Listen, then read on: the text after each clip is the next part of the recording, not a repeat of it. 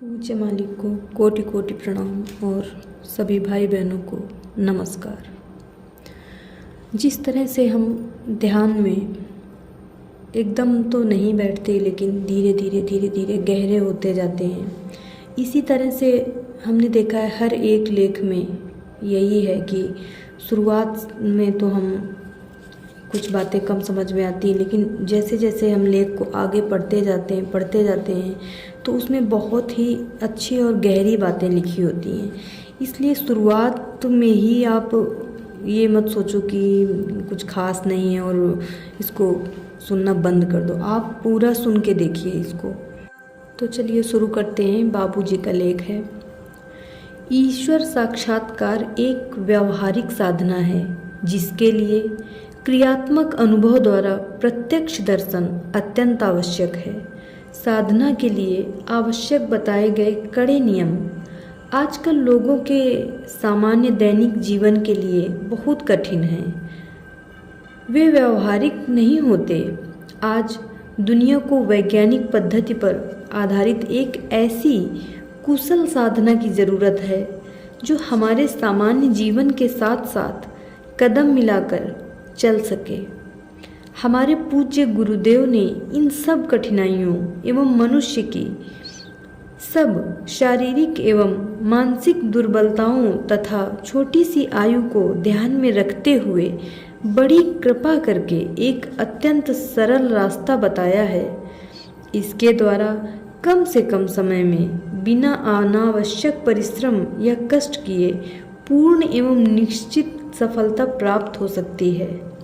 सहज मार्ग में सद्गुरु अपनी भीतरी शक्ति के उपयोग से अभ्यासी के भीतर सुषुप्त शक्ति को क्रियाशील और त्वरित बनाता है और प्राणाहुति की पद्धति द्वारा ईश्वरीय धारा को उसके हृदय की ओर मोड़ देता है। इसके फलस्वरूप अभ्यासी आध्यात्मिक रूप से प्रगति करने लगता है और उसे अधिकाधिक आनंद का अनुभव होने लगता है। अभ्यासी को केवल अपने को इसे ग्रहण करने योग्य बनाना होता है, या दूसरे शब्दों में उसे अपने को सक्षम और पात्र बनाना होता है। इस प्रकार पुराने जमाने में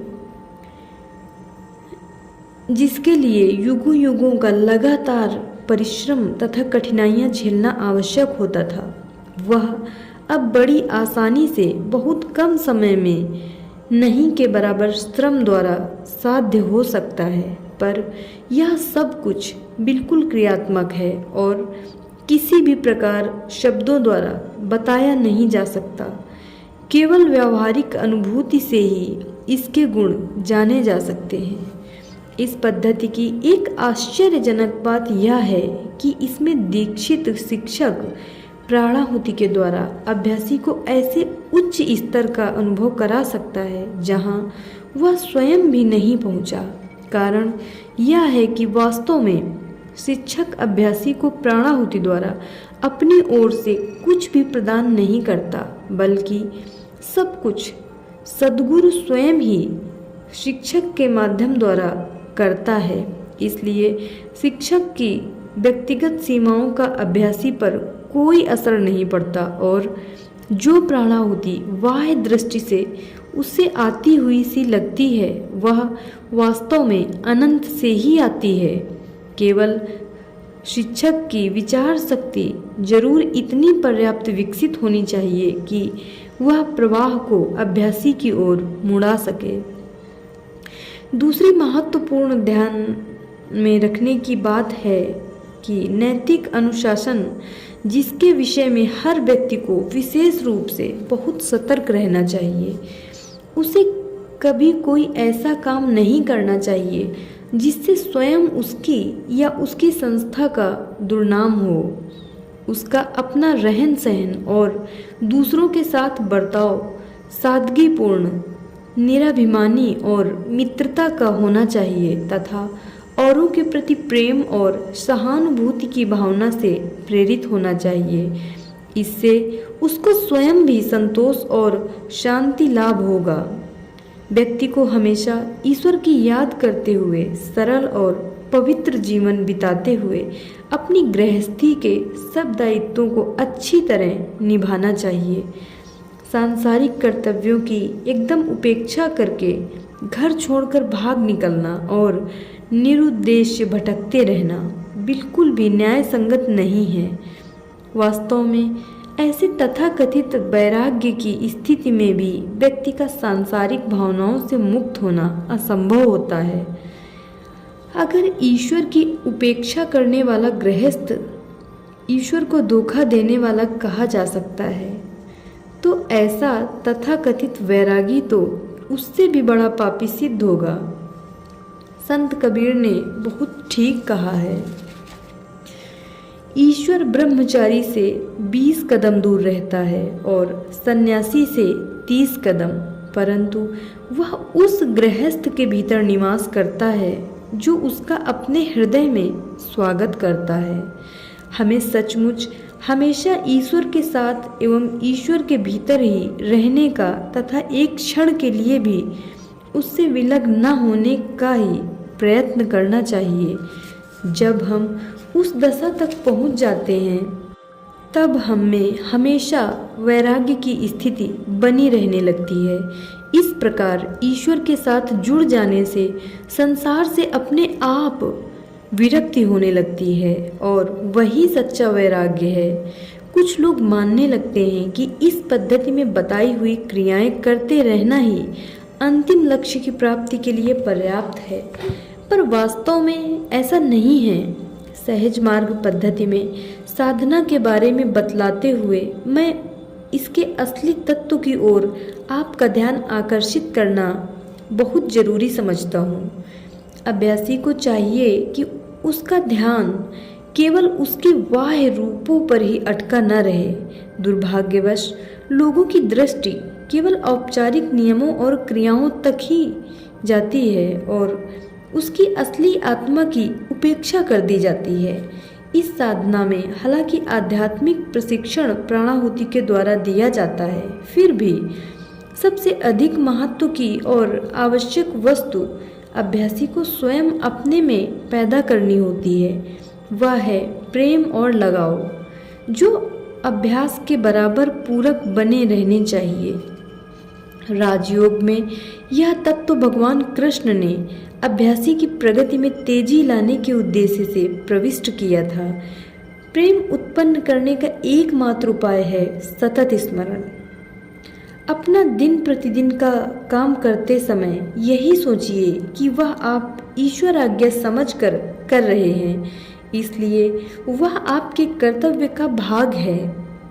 यह सीधी सादी प्रक्रिया यदि सही भावना से की जाए तो वह बराबर आपको परम तत्व के संपर्क में रखेगी। दूसरा लाभ यह होगा कि आपके नए संस्कार बनना बंद हो जाएंगे। सतत स्मरण से ईश्वर की ओर लगाव बढ़ता है, जो भक्ति के रूप में विकसित हो जाता है। कारण यह है कि विचार में बसी हुई गर्मी भावना को बढ़ाती है और वही भक्ति का रूप ले लेती है। अगर आप इसकी आदत डाल लें तो आपको पता चलेगा कि आप में कितनी जल्दी प्रेम भावना विकसित होती है। वास्तव में वह आध्यात्मिक जीवन का एक अभिन्न अंग है। कुछ संस्थाओं में अभ्यास की प्रक्रिया बहुधा गोपनीय रखी जाती है। वह उन्हीं के सामने खोली या स्पष्ट की जाती है जो औपचारिक रूप से संस्था में प्रविष्ट होना स्वीकार कर लेते हैं। इसमें उनका क्या उद्देश्य निहित होता है यह ठीक ठीक समझ में नहीं आता। प्रकृति में कुछ भी गोपनीय नहीं है। मेरी मान्यता है कि ईश्वरीय मार्ग के अनुगामी कहलाने वालों के पास भी कोई चीज़ गुप्त नहीं होनी चाहिए। हमारी संस्था में हृदय पर ध्यान की प्रक्रिया का अनुसरण किया जाता है। पतंजलि ने भी वही पद्धति बतलाई है। इस पद्धति के मूलभूत सिद्धांतों का विवेचन मेरी पुस्तक एफिशिएंसी ऑफ राजयोग में किया गया है। उसकी पुनरुक्ति यहाँ आवश्यक है। यह प्रक्रिया हमारे गठन में से स्थूलता बाहर निकालने और अधिकतम सूक्ष्मता प्राप्त करने में बड़ी सहायता देती है। ईश्वर इस स्थूलता से पूर्णतया मुक्त है। इसलिए ईश्वर साक्षात्कार का मतलब यही होगा कि हम भी उसी के सदृश सूक्ष्म और विशुद्ध स्थिति को प्राप्त करें। इस पद्धति का सबसे बड़ा गुण यही है। इससे अभ्यासी को आवरणों के रूप में इकट्ठी हुई ठोसता से मुक्ति पाने में बड़ी मदद मिलती है। इसके लिए प्राणाहुति के रूप में मिलने वाली सद्गुरु की सहायता का सर्वाधिक महत्व है। अतएव अभ्यासी को ऐसी क्रियाओं और पद्धतियों से दूर रहना अत्यंत आवश्यक है जो उसमें से स्थूलता को दूर करने के बजाय उसे बढ़ाती चली जाए। हमें उन गलत परंपरागत साधनों से कभी चिपके न रहना चाहिए जिनसे इच्छित फल की प्राप्ति की आशा न हो, अपितु हमें तो उन्हीं को अपनाना चाहिए जिनसे सूक्ष्मता की ओर बढ़ने में मदद मिले। जब मनुष्य की आंखें अपने भीतरी स्व की ओर मुड़ती हैं, तभी वह असली मानव बनता है।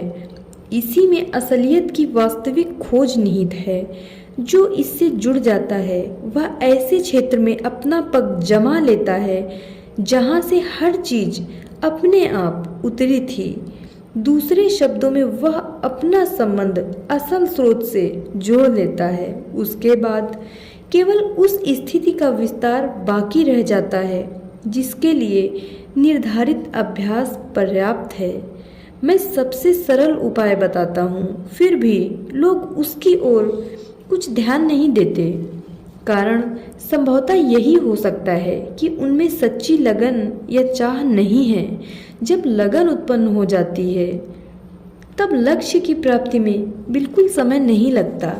अफसोस कि हमारे अधिकांश सत्संगी भाई अपने आप में ही अत्यधिक व्यस्त रहते हैं और उसी को सबसे अधिक महत्व देते हैं। अनगिनत जिंदगानियां गुजर चुकी पर अपने वतन की वापसी न हो पाई और अब भी लौटने की तड़प हमारे हृदय में फिर से जागृत नहीं हुई लगती। वास्तव में यह सब ईश्वर की स्वेच्छा पर निर्भर है। वे कम से कम इतना ही मुझसे ले लें जितना दे सकने की मुझ में क्षमता है। उसके बाद भी अगर उनकी तड़प बनी रही तो मैं बड़ी खुशी से उन्हें किसी दूसरे के पास जाने की सलाह दूंगा जो मुझसे श्रेष्ठतर या अधिक योग्य हो। यदि मैं लोगों को अपने से भी अधिक ऊपर उठते देखता हूँ तो मुझे सबसे अधिक खुशी होगी। मैं क्या हूँ और कहाँ हूँ यह तो केवल गुरुदेव ही पूरी तरह जानते हैं। मैं तो केवल इतना ही समझ सकता हूँ कि अपनी पहुँच की सीमा का पता लगाने में भी मैं असमर्थ हूँ। मुझे मालूम नहीं कि अब भी मुझे कितना तैरना बाकी है। अगर आगे चलकर स्वामी किसी सहयोगी विवेकानंद के कथन की याद आवे है कि तो उसे पश्चाताप होगा शरीर अब मोक्ष मिल रहा आकांक्षा और उसे भी महान आत्मा से संपर्क। मुझे आश्चर्य है सबका इसकी बार-बार याद दिलाने पर से सत्ता है उनके हृदय नहीं पिघलते। यह बात बिल्कुल ठीक है। इसका भी कारण कुछ मेरी ही दुर्बलताएं हैं। उच्च आकांक्षा हमारी पद्धति के रखने वाली साथी है कम होते हैं। इसी कारण से कभी-कभी लोगों के लिए वे मिलते हैं जिनमें यह लगन को समझ पाना बहुत कठिन हो जाता है। परंतु कठिनाइयां के लिए खड़ी होती है तड़प जब लोग ईश्वर को जैसा होता है जब वैसा नहीं लेना चाहिए अत्यंत वरन पर उठी हुई अपनी मन गणंत बनावटी चीजों में बिठाया हुआ देखना चाहते हैं जो वह भी स्वाद और फिर भी इच्छा की कमी रह जाती है। वह है इस तरह अभ्यास वे ईश्वर को माया के घने आवरण में मिल जाता है तभी अंतिम लक्ष्य की प्राप्ति संभव हो सकती है। ईश्वर की ही पूजा करते महान संतों का यह स्वरूप उस माया में ही डूब जाते हैं। मेरे साथ एक कठिनाई और है कि स्थूल माया के छूट दे देना पुजारी बन जाते हैं। बाहरी दबाव में आ जाना अगर मेरा स्वभाव सच्ची बात समझाने जाता है सहायता या अनुग्रह के लिए वे दूर भाग खड़े होते हैं। ऐसी किसी मांग को मैं टाल नहीं सकता को ज्यादा पसंद करते हैं कि जो स्वयं माया के अनेक रंगों में रंगे होने से इसमें कोई मेरा पड़ने वाली रंगीनी चीजें ही बताते हैं। करने के मेरी कुछ निजी कारण यही होती है जिन्हें मैं सर्वसाधारण के सामने बोलना पसंद नहीं करता, ध्यान नहीं देते। हालांकि मेरी हार्दिक इच्छा यही चाहते हैं जिन्हें स्वयं मुक्ति मिली ही नहीं, स्वयं इसका स्वाद चखें। इनमें से अधिकांश में मुक्ति की मेरा ही रहे और भी नहीं होती। सिर्फ मुझ में ही देवताओं से भी केवल सांसारिक स्वार्थ अपनी आध्यात्मिक साधना दृष्टि से ही चिपके रहते हैं। कुछ ऐसे भी होंगे जो अंतरतम से ईश्वर की पूजा भी कर लेते हैं, वह देने को प्रेरित रहता हूँ, केवल स्वार्थ की पूर्ति के उद्देश्य से ही उसे दे भी देता हूँ। वास्तव में वे इस प्रकार की आध्यात्मिक शिक्षा पाने के लायक आने वालों में से अधिकांश न उनमें इसकी क्षमता ही होती है। उनकी इच्छा अनुसार सच तो यह है उनमें वही संचारित जब हम लोग एकत्व की ओर बढ़ते हैं, मुझे बाध्य होकर वे लोग लगातार अनेकत्व की ओर घिसटते चले जाते रहना पड़ता है। अपनी विचार शक्ति को अनेक धाराओं में बिखारते रहते हैं। इस तरह अनेक बिखराई हुई विचार शक्ति कमजोर होकर छत विछत हो जाती है और ईश्वर प्राप्ति के प्रयत्न ढंग से विफल नहीं हो कर जाते सकता। हैं। साधारणतया विश्राम मैं के समय ऐसे में लोगों को अधिकतर मैं सत्संग में प्रशिक्षण शामिल पाने नहीं वाले करता, अभ्यासियों की क्योंकि सफाई मुझे करता निश्चय रहता है हूँ कि उन ताकि पर किया हुआ उनमें सारा ईश्वर का परिश्रम सतत बेकार स्मरण जाएगा। पैदा हो। अतएव यह सेवा ऐसों मेरे पर लिए अपना ईश्वर समय की सेवा बर्बाद के करने बराबर के ही है। बजाय मैं अतएव उसका सदुपयोग मैं उसे उनकी अपना सबसे आध्यात्मिक बड़ा उन्नति के कर्तव्य लिए मानता हूँ, करना पर चाहता हूँ, यह बड़ा जिनमें कठिन उनकी काम है लगन हो। और इसमें काफी लंबे समय की अपेक्षा